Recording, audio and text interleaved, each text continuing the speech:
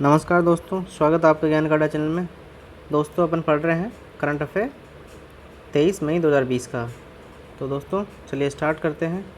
तो दोस्तों हमेशा की तरह स्टार्ट करने से पहले अगर आपने अभी तक हमारे चैनल को सब्सक्राइब नहीं किया तो प्लीज़ सब्सक्राइब कर लीजिए आगे ऐसे वीडियोस देखने के लिए, और बेल आइकन ज़रूर दबाइए ताकि आपको आने वाले वीडियोस का नोटिफिकेशन मिलता रहे और आपका कोई भी वीडियो छूटे नहीं। ठीक है दोस्तों। और दोस्तों आप हमारे टेलीग्राम चैनल जो कि ज्ञान काटा नाम से है उसे भी आप ज्वाइन कर लीजिए ताकि आपको न्यू वैकेंसीज़ या अदर कॉम्पिटिटिव एग्ज़ाम्स के लिए अपडेट मिलते रहे।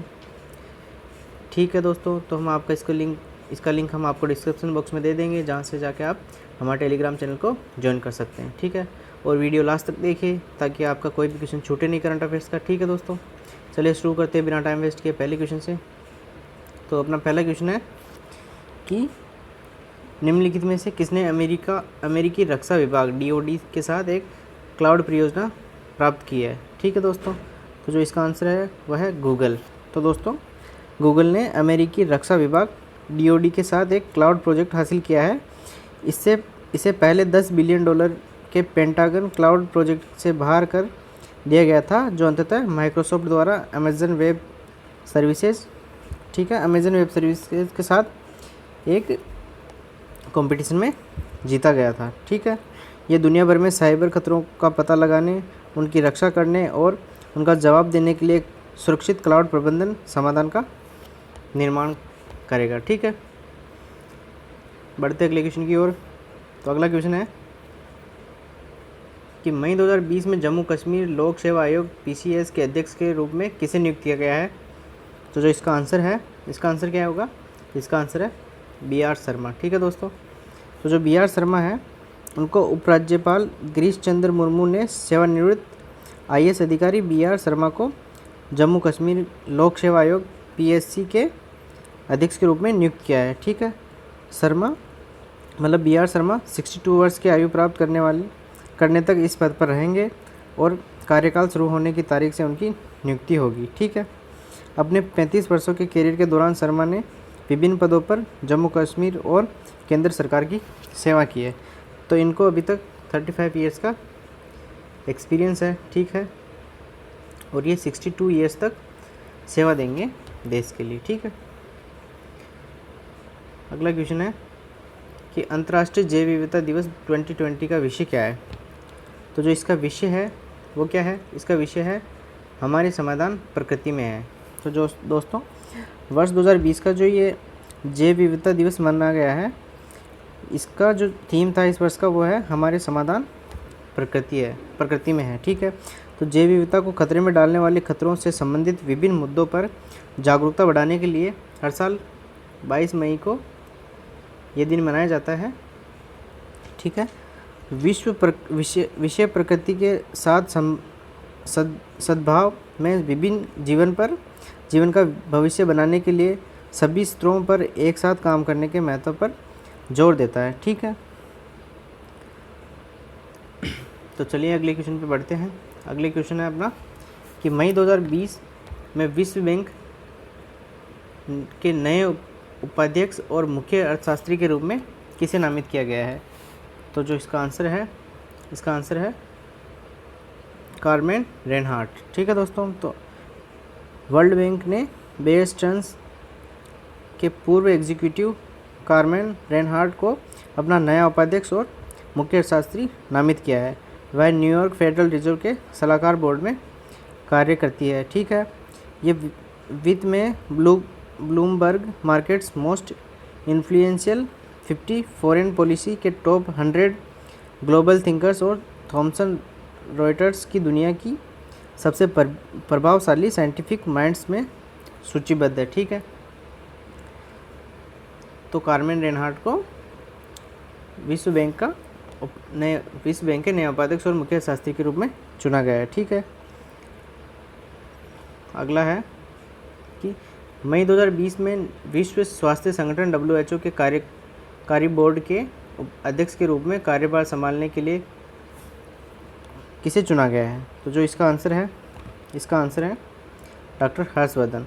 तो दोस्तों केंद्रीय स्वास्थ्य मंत्री डॉक्टर हर्षवर्धन 22 मई को विश्व स्वास्थ्य संगठन WHO के कार्यकारी बोर्ड के अध्यक्ष के रूप में चुने गए हैं। ठीक है, वह वर्तमान में 34 सदस्यीय WHO कार्यकारी बोर्ड के अध्यक्ष जापान के डॉक्टर हिरोकी नटकानी का स्थान लेंगे। ठीक है, जो पहले जो इनके अध्यक्ष थे वो थे डॉक्टर हिरोकी नटकानी। ठीक है, जो कि जापान के थे। ठीक है, क्षेत्रीय समूह के बीच अध्यक्ष के पद को 1 वर्ष के लिए नियमित आवर्तन द्वारा अपनाया जाता है। ठीक है, तो दोस्तों इससे जुड़ी हुई जो अदर जानकारी वो क्या है कि WHO का जो मुख्यालय कहाँ है वो है जिनेवा, स्विट्ज़रलैंड में। ठीक है, अब बढ़ते हैं आगे। तो अगला है, निम्न में से कौन सा IIT मेडिकल डिवाइस और डायग्नोस्टिक्स पर उत्कृष्टता केंद्र की स्थापना करने जा रहा है। ठीक है, तो जो इसका आंसर है दोस्तों IIT खड़गपुर। तो IIT खड़गपुर मेडिकल डिवाइसेस और डायग्नोस्टिक्स पर उत्कृष्टता केंद्र की स्थापना करने जा रहा है। यह प्राथमिकता वाले क्षेत्रों में सस्ती और स्वदेशी चिकित्सा उपकरणों और निदान के नवाचार को बढ़ावा देगा। ठीक है, Indian council of medical research ICMR ने IIT खड़गपुर द्वारा इस सुविधा को स्थापित करने और इसके लिए 20 करोड़ रुपए का जो प्रस्ताव है वो स्वीकार किया है। ठीक है, अगला क्वेश्चन है कि मई 2020 में केरल कार्टून अकेडमी के ब्रेक द चेन अभियान का उद्घाटन किसने किया। तो जो इसका आंसर क्या है, इसका आंसर है KK शैलजा। ठीक है, तो केरल के स्वास्थ्य मंत्री KK शैलजा ने 21 मई को कार्टून अकादमी के ब्रेक द चेन अभियान का उद्घाटन किया है। ठीक है दोस्तों, अभियान का नारा SMS है, जिसका पूर्ण रूप साबुन या सैनिटाइज़र का उपयोग करके हाथ धोना है। ठीक है, जिसका नारा है वो SMS है और जो इसका पूर्ण रूप है वो है साबुन या सैनिटाइज़र का उपयोग करके हाथ धोना, मास्क पहनना और सामाजिक दूरी बनाए रखना, मतलब सोशल डिस्टेंसिंग मेंटेन करना। ठीक है दोस्तों, इस अभियान के बारे में लोगों में जागरूकता फैलाने के लिए कई प्रसिद्ध कार्टूनिस्ट ने इस आयोजन में भाग लिया और दीवारों पर कार्टून चित्रित किए। ठीक है, अगला क्वेश्चन है कि खादी और ग्रामोद्योग आयोग निम्नलिखित में से किस देश को खादी फेस मास्क की आपूर्ति करने की योजना बना रहा है। तो जो इसका आंसर है USA, मॉरिशस और UAE। तो इसका आंसर है 1, 2, 3 और सभी। तो दोस्तों व्यापक रूप से लोकप्रिय खादी फेस मास्क वैश्विक स्तर पर जाने के लिए तैयार है और खादी और ग्रामोद्योग आयोग ये दुबई, मॉरिशस और अमेरिका और कई यूरोपीय और मध्य पूर्व देशों में खादी फेस मास्क की आपूर्ति करने की योजना बना रहा है। ठीक है, ये कदम प्रधानमंत्री नरेंद्र मोदी के संबोधन के दौरान उनके द्वारा घोषित स्थानीय से वैश्विक आह्वान का हिस्सा है। ठीक है, अगला क्वेश्चन है कि मई 2020 में किस राज्य ने हाल ही में अन्य राज्यों से आए फंसे हुए ट्रांसजेंडरों के लिए 2 समर्पित संगरोध केंद्र खोलने का फैसला किया है। इसका आंसर क्या है, इसका आंसर है मणिपुर। तो दोस्तों मणिपुर राज्य ने हाल ही में अन्य राज्यों से आए ट्रांसजेंडरों के लिए 2 समर्पित संगरोध केंद्र खोलने का फैसला किया है। इम्फाल पूर्वी जिले में स्थित एक वर्तमान संस्थागत संगरोधक केंद्र को रेड जोन में आने वाले लोगों को संगरोध करने के लिए या मतलब क्वारंटाइन करने के लिए आरक्षित किया जाएगा। ठीक है,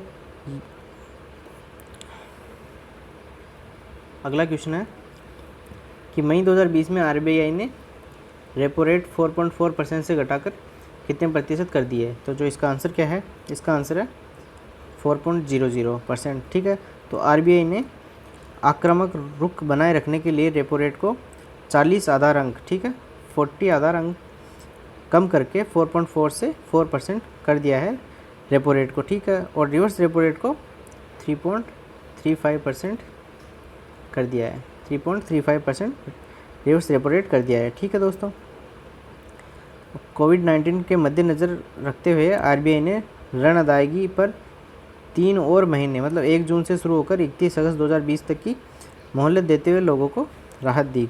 ठीक है, और रेपो रेट ब्याज की प्रमुख मौद्रिक नीति दर है जिस पर RBI बैंकों को अकाल्पनिक धन उधार देता है, मूल रूप से क्रेडिट उपलब्धता, मुद्रास्फीति और आर्थिक विकास को नियंत्रित करने के लिए। ठीक है, तो रेपो रेट क्या होती है ये भी मैंने आपको बता दिया है। चलिए अगले क्वेश्चन पे। अगला क्वेश्चन है कि मई 2020 में निम्नलिखित पावर लिफ्टरों में से कौन डोपिंग रोधी नियमों का उल्लंघन करने के लिए अंतिम रूप से निलंबित कर दिया गया है? तो इसका क्या आंसर है? इसका आंसर है श्वेता कुमारी और अंकित सिसोदिया। तो इन दोनों को जो ये नियम है डोपिंग रोधी नियमों का जो उल्लंघन करने की वजह से इनको अंतिम रूप से निलंबित कर दिया गया है। ये दोनों पावर लिफ्टर्स हैं, ठीक है। तो नेशनल एंटी डोपिंग एजेंसी ने एंटी डोपिंग नियमों का उल्लंघन करने के लिए 2 पावर लिफ्टर्स सविता कुमारी और अंकित सिसोदिया को अंतिम रूप से निलंबित कर दिया है। दोनों एथलीटों को अपने मामलों को समझने के लिए एंटी डोपिंग अनुशासनात्मक पैनल ADDP, ठीक है, के सामने खुद को पेश करने का मौका दिया था। हालांकि कोविड-19 के कारण लॉकडाउन की वजह से अप्रैल 2020 में कोई भी बैठक नहीं हो सकी और उसके बाद जो बैठक हुई तो उनको अंतिम रूप से निलंबित कर दिया गया है, ठीक है। तो इसका आंसर है 4 नंबर, 1 और 2 दोनों, ठीक है। नेक्स्ट क्वेश्चन है कि संवाद और विकास के लिए सांस्कृतिक विविधता के लिए विश्व दिवस कब मनाया जाता है? तो जो इसका आंसर है, इसका आंसर होगा अपना 21 मई। तो दोस्तों, संवाद और विकास के लिए सांस्कृतिक विविधता के लिए विश्व दिवस प्रतिवर्ष 21 मई को मनाया जाता है। यह दिवस लोगों को सांस्कृतिक विविधता और सद्भाव के महत्व के बारे में जागरूकता बढ़ाने के लिए मनाया जाता है, ठीक है। और दिसंबर 2002 में संयुक्त राष्ट्र महासभा मतलब UNGA ने अपने संकल्प 57/249 में 21 मई को संवाद और विकास के लिए सांस्कृतिक विविधता के लिए विश्व दिवस घोषित किया था। तो जो ये 57/249 जो ये UNGA का जो संकल्प था उसके दौरान 21 मई को संवाद और विकास के लिए सांस्कृतिक विविधता के लिए विश्व दिवस घोषित किया गया था, ठीक है। अगला क्वेश्चन है कि निम्नलिखित में से किसने जयतु भारतम के नाम से एक गीत लिखा है जो आत्मनिर्भर भारत की भावना को सलाम करता है? तो जो इसके जो लेखक कौन है इस गीत के, जयतु भारतम के, तो इसके लेखक है प्रसून जोशी, ठीक है दोस्तों। तो महान गायिका लता मंगेशकर ने आत्मनिर्भर भारत की भावना को सलाम करने वाला जयतु भारतम नामक एक गीत गाया और इनके साथ अनुराधा पौडवाल, कविता कृष्णमूर्ति और शान सहित 200 से अधिक, ठीक है, 200 से अधिक गायकों ने इस गीत को गाया, ठीक है। और इसके लेखक हैं प्रसिद्ध गीतकार, कवि और लेखक प्रसून जोशी, ठीक है दोस्तों। उन्होंने ये गीत भारत के लोगों और प्रधानमंत्री नरेंद्र मोदी को समर्पित किया है, ठीक है। अगला क्वेश्चन है अपना,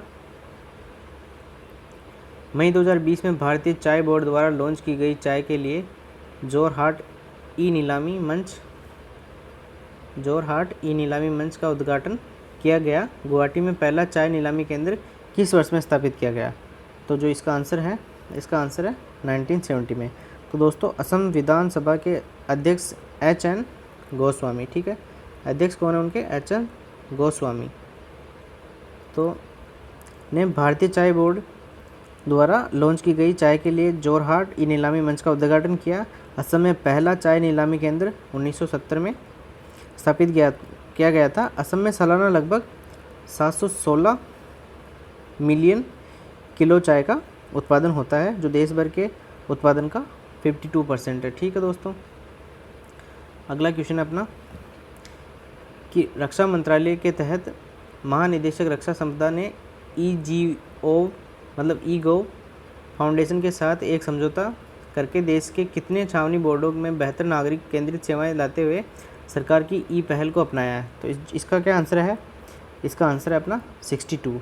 तो दोस्तों, ये देश की सभी 62 छावनी बोर्डों में बेहतर नागरिक केंद्रित सेवाएं लाते हुए सरकार की पहल को अपनाया है। और मई 2020 में DGDE और EGOV फाउंडेशन के बीच इस संबंध में एक समझौता ज्ञापन पर हस्ताक्षर किए गए थे, ठीक है।